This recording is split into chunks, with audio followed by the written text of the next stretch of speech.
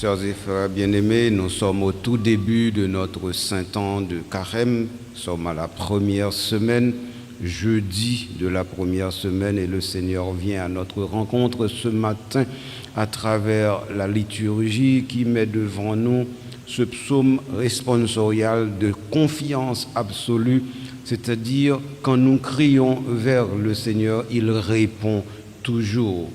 Ce psaume 137 qui fait partie des psaumes des montées ou de la montée, c'est-à-dire lorsqu'il y avait des pèlerinages vers le temple de Jérusalem, eh bien, ce psaume nous met en présence d'un Dieu qui se penche vers l'humain pour entendre son cri.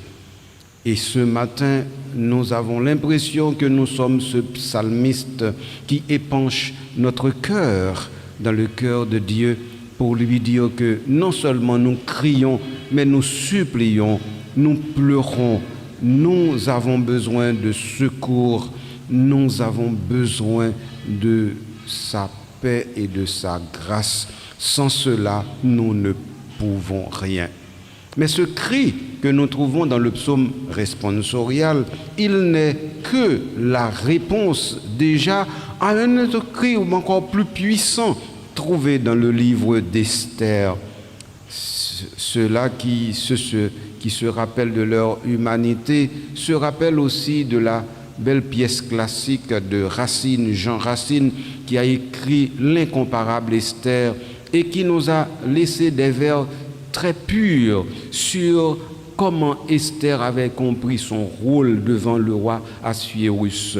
Alors ici, ce matin, nous avons le monologue d'Esther qui, dans la pièce de Racine, est ce monologue, mais ici est devenu une prière. Esther qui se fait toute petite, toute humble devant le Seigneur et qui sait que malgré la couronne, le diadème qui est sur sa tête, elle est seule.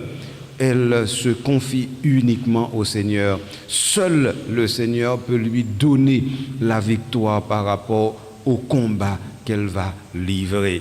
Donc la première lecture nous montre encore une confiance totale, absolue dans le Seigneur, et personne n'est déçu, personne ne fait faux pas quand c'est ainsi qu'on se met devant Dieu, devant son Seigneur et Créateur. Ainsi, l'Évangile ne peut être qu'en assonance et en consonance avec les deux premiers textes que nous venons de commenter brièvement. Il s'agit de savoir demander. Il s'agit de savoir déjà recevoir ce que le Seigneur donne. Autrement dit, avant même que nous ayons fait le geste, le pas, le signe de demander, le Seigneur était déjà là en train de nous attendre avec ce que nous demandions, avec sa grâce, avec son amour, avec sa paix et sa joie.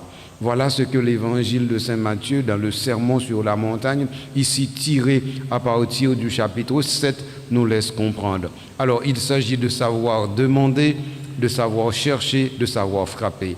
Alors, je dis bien, il ne s'agit pas de demander, de chercher, de frapper, mais de savoir demander, de savoir chercher, de savoir frapper.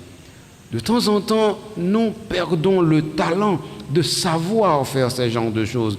Et c'est pourquoi de temps en temps aussi, nous plaignons que le Seigneur n'écoute pas, que le Seigneur n'est pas attentif à ce que nous demandons. Mais c'est justement parce que nous ne savons pas comment le faire. Et donc aujourd'hui, l'Évangile met devant nous cette possibilité de recherche, de faire ce que le Seigneur nous demande.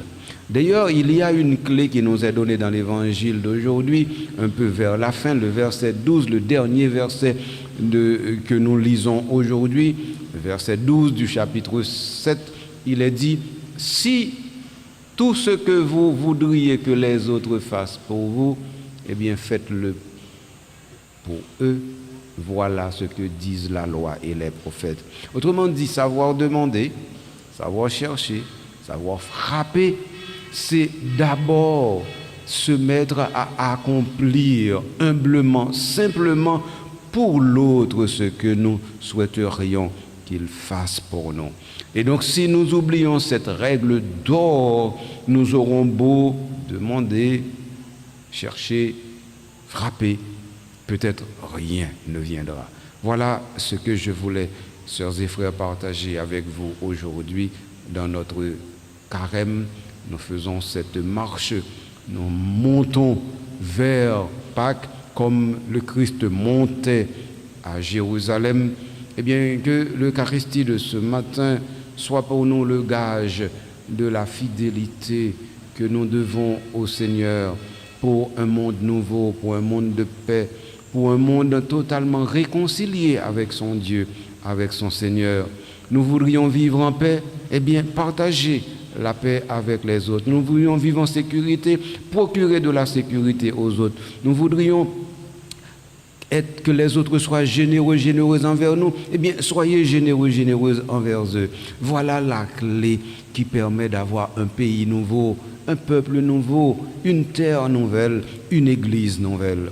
C'est avec ces idées, c'est avec ces paroles qui entrent à l'intérieur de notre cœur pour le ramollir, c'est avec elles que le Seigneur aujourd'hui vient à notre rencontre. Il va se faire Eucharistie, il va se faire corps et sang disponible sur l'autel pour la régénération du monde. Amen.